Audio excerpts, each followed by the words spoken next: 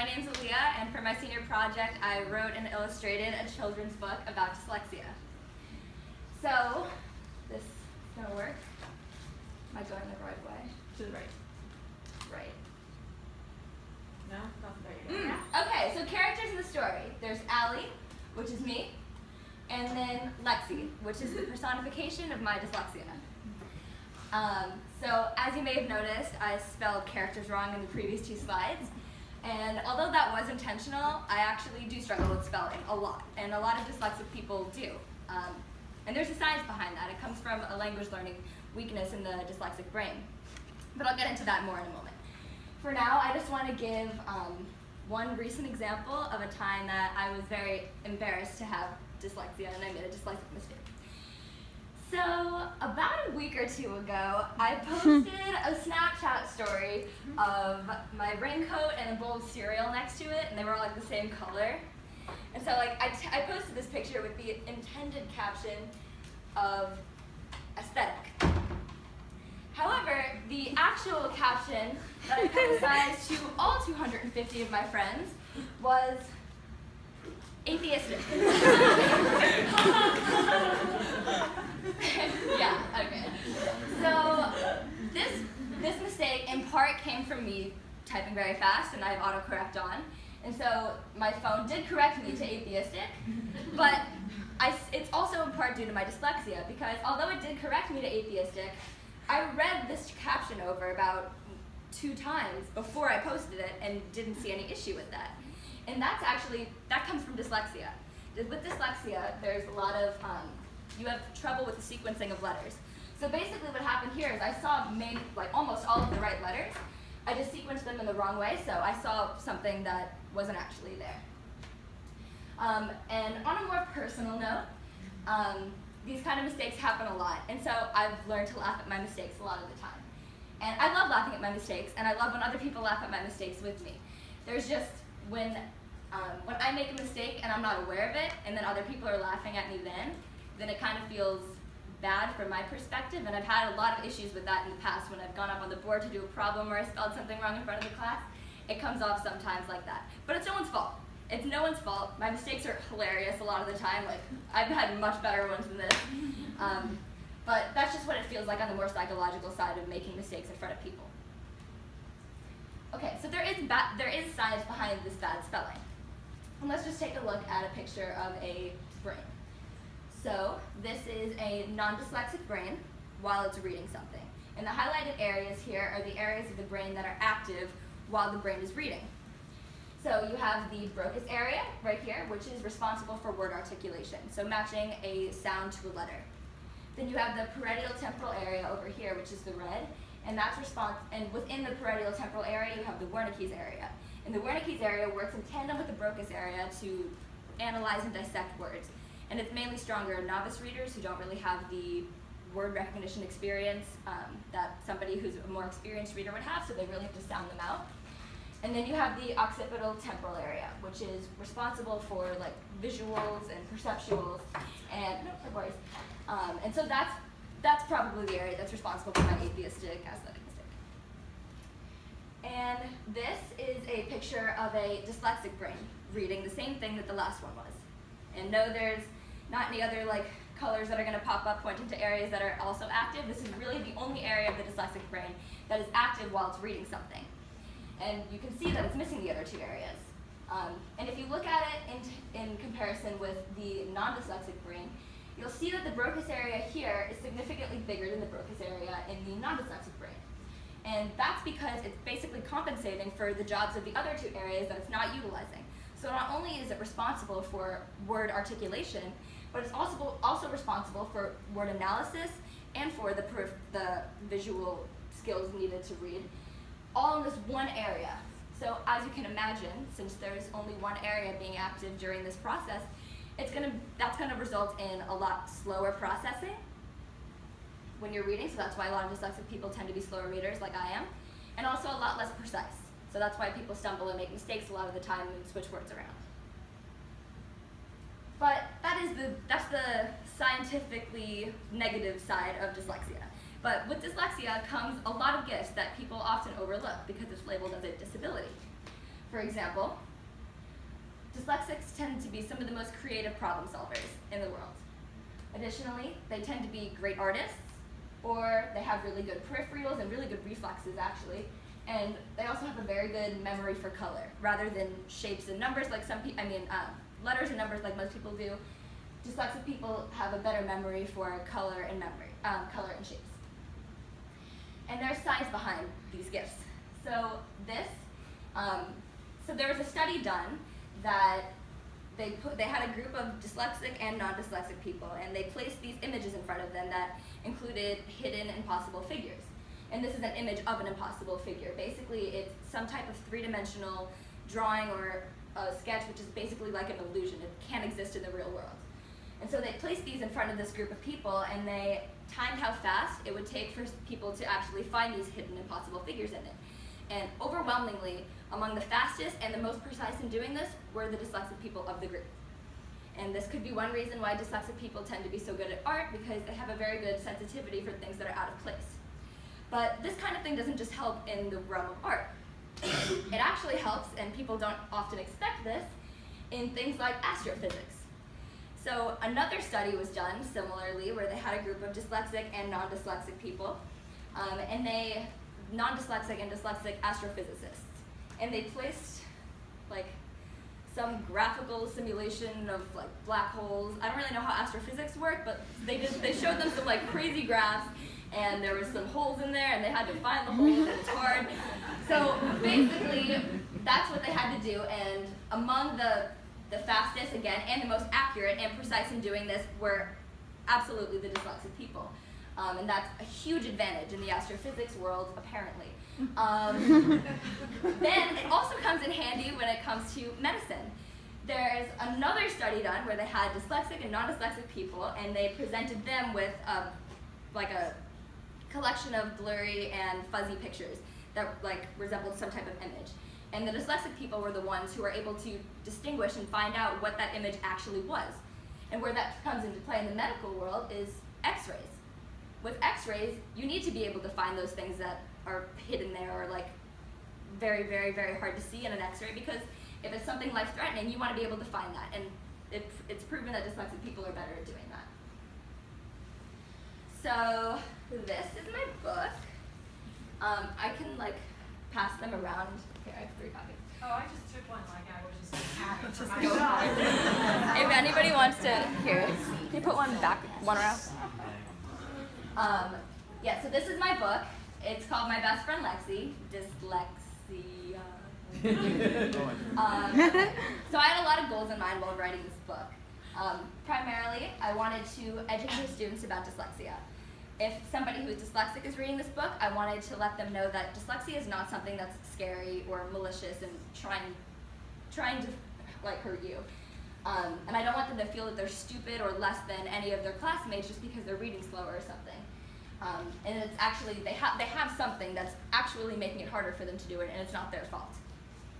Additionally, I want the kids who are not dyslexic to see this book and understand that their classmates who may be reading slower or making mistakes on stuff, they're not stupid. They're not dumb. They actually have something that's different that's making it harder for them to do this kind of stuff. This was a huge thing when I was writing the book. I'm trying to disarm the word dyslexia. It should not be labeled as a disability because it straight up isn't. There are so many advantages that come with having dyslexia, and it just seems illogical to label the fact that we're just bad at spelling and math in some cases, labeling that as a disability. So I really want everybody, by reading this, to understand that there's a lot of gifts that go along with it. And finally, I want to make the book enjoyable for dyslexic readers. If I imagined myself in 4th grade, where I would be right now in my senior project, I would never have thought I would be writing a book. I hated reading up until 10th grade, and so it just seemed so strange that I wrote a book, but I did.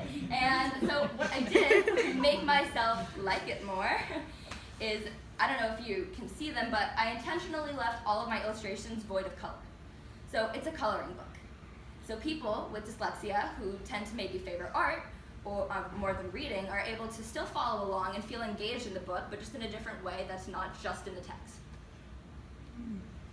So this is the storyline. The main character is Allie. Aaliyah. She loves sports, she loves art, and is talented at them, and then hates math, reading, and spelling, and that's because she's very not good at them. And so she's really upset. She wants to know why she keeps getting things wrong. So she goes to the doctor, and after a lot of tests, he says that you have dyslexia. And that's when Lexi pops up. She says, "Hi, I'm Lexi. I've been here all along, but you look sad, so I wanted to introduce myself in person." And so she does. And so by introducing herself to Allie, Allie kind of gets like a behind the scenes of what's really happening in her head. What's really happening in her head. So Lexi, the whole idea is that Lexi is dyslexia, and she's constantly trying to help Allie in any way that she can, in her academics too. However, as when it comes to her academics, like spelling and memorizing math facts, for example, she does the opposite of help by accident. She's just really, really, really bad at helping. So this is an example of Allie had just memorized a bunch of times tables for homework. And Lexi goes into her head while Allie is trying to do math, and Lexi notices that it looks really, really messy in there, and there's all of these math equations scattered everywhere. So she decides to help Allie out and just erase it all. And so Allie doesn't remember any of the answers. And so a lot of the ways that I displayed how dyslexia works was through Lexi trying to help and ultimately failing. However, there are instances where Lexi was actually quite a help, and they're scientifically backed up. For example, in sports, this is a scene from Miss Ward's dodgeball. If anybody, yeah. Miss Ward's dodgeball gym class in the lower school. Basically, so I had a ball hurling towards my face, and Lexi is like, "I can help." And she just like freezes everything, and everything goes into slow motion, and I'm able to catch the ball and get people out. So it highlights how she can help me in sports. And then when it comes to art, this was originally I was drawing it, and then I was like, "Lexi, what should I add?" And then she just takes the pencil and starts shading, and so everything becomes more 3D and realistic, and that's again backed up kind of by the impossible figures thing that I was talking about, where there's like people with dyslexia have a better sense of things out of place, and so they can see things and do things other people can't. And then at the end, after Allie had this huge long week with Lexi, and it was a struggle every day, she realizes that she actually does love Lexi, and she loves having her in her life. And so she wants to find a way for them to work together in classes, not just in sports and art. And so, for example, Lexi suggests, she goes, "Well, I really like color, so maybe you can color code your notes and write them in color so that it looks more like art and less like notes, and I'll like them better." And so that's actually something I do. And so that's what they decide to do, and everything's great. So yeah. These are just some like dyslexic things that go on in the book. So reversals, for example, like Lexi here is switching a 6 for a 9, and then over here she's reading "I saw" but is saying "I was," stuff like that. Like I said earlier, with dyslexia there comes trouble with memorizing basic facts, basic math facts, just like times tables and stuff. And then there's issues with this thing called the phonological loop, which is which is basically where you recognize a word, and then the Broca's area tries to articulate and sound out that word, and then it goes, and then it works with the parietal temporal area to like visualize the word and actually notice that it is a word and that you need to like say it. And so with dyslexia, there comes issues with that loop, and so there might be a little discrepancy somewhere, which would result in a misspelling or a missaying of some word that you're reading. Okay, so can I have one copy if anybody has one? I just want to, I feel like I can't really explain it as well unless I read it. So just, this is chapter 9, and so basically what's going on is Lexi has just been diagnosed with dyslexia, and she's in math class, and Lexi just popped up, and she has no idea who she is. So, shocked by the image of myself standing in front of me, I gasped and asked the other me, "What are you? Are you real?" "I'm Lexi, and of course I'm real. You see me, don't you?" I nodded yes, then asked, "But why can't everyone else see and hear you?" Well, because I'm a part of you, not them. See, my full name is Dyslexia, but you can call me Lexi for short. I heard my name yesterday at the doctor's office and wanted to formally introduce myself to you. So hi. So you are a real person, but only I can see you? Well, technically I'm inside your head, so I'm not a real person. I'm only here for you. So what do? Why are you here now? Well, you look pretty sad, and I'm here to help, so I want to cheer you up. That's why I've been playing around with your math. Wait. What? You're the reason I got that wrong? Well, technically you didn't get it wrong, because you got the right answer for the equation 9 plus 3. But the equation was 6 plus 3. Yeah, but I changed the numbers on the page before you started working, so you would have to answer 9 plus 3. So then, you're the reason that all my numbers are always getting switched like that? Ha ha ha, yeah, isn't it funny? No, Lexi, it's embarrassing. Because of you, I'm not doing well in math. Oh, I'm sorry, Allie. I just wanted to make you laugh. I thought it was funny. It isn't funny, Lexi. I'm sorry. Why don't we go to the playground and cheer you up there? Lexi, I can't, I have class. You have to wait for gym or recess later. For now, just let me focus. And stop messing with my math. Okay, I'm sorry. I'll go back into your head and I'll try to stop. Thank you. And then Lexi disappeared and Miss Jackson turned around and shushed me.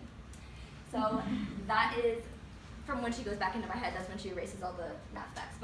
So that's kind of the style of it. Lexi's this very peppy and happy person, and Allie's patient, but doesn't like to be messed with. Yep, that's the wrong way.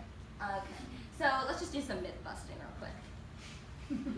Dyslexics are lazy and just not working hard enough. Dyslexia is rare or uncommon. You cannot be smart and have dyslexia or any learning disability.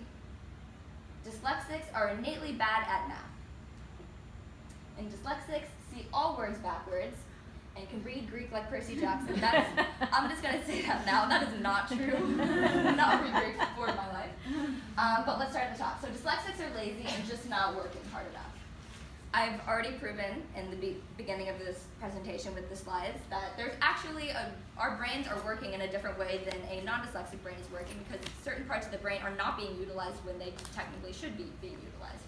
So that's actually not the case. Dyslexia is rare or uncommon. Also not true. About 20% of the US population has dyslexia right now, and that's just the amount that's documented. A lot of people have dyslexia but might not even know it, but it is not rare or uncommon in any way. You cannot be smart and have dyslexia. So this was something I struggled with for a while. I found out I had dyslexia in 4th grade, and from then until probably 8th grade, I just had the mindset of, okay, I'm dyslexic, I'm never going to be good at school, I'm going to always get straight C's. Like, it was a bad mindset, and that's actually not true. I popped out of that in 10th grade, and right in time for constructing. And I realized that I could go past this. I just need to find on non-conventional ways for me to study and do my homework in ways that some schools don't teach. Also, just go back to that. Steven Spielberg, Steve Jobs, George Washington. That's all I'm going to say. They're all dyslexic. And they're some of the smartest people in the world. So dyslexics are innately bad at math. That's not true. There are definitely challenges when it comes to learning math, like, for example, memorizing basic math facts. But actually, dyslexic people are some of the most intelligent when it comes to math and are leading the math industry with their knowledge. So basically, Albert Einstein was dyslexic. One of the world's most famous theoretical physicists, created or came up with the theory of relativity, E equals mc squared, all of that. That was in part possible because of his dyslexia. He was able to see things and notice things that other people were not able to notice. Additionally, 1 in 2 people working at NASA are dyslexic. Yes, NASA. Or dyslexic. I said NASA last time, and there was a lot of confusion. But they actually seek out people who are dyslexic to work for them, because in the astrophysics field, dyslexic people, like I said earlier, are able to see things that other people can't see. And so they're actually sought after by NASA. Finally, dyslexics see all words backwards.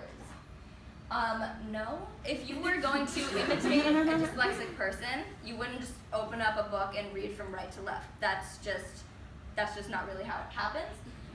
There are reversals that go along with dyslexia. Like I mentioned, 6, 9, or saw and was, but it's more of a sequencing issue. So, like, for example, the atheistic aesthetic thing, that's not me reading the word backward. I see letters, they're just, my occipital temporal area kind of confuses them, so I see a different word.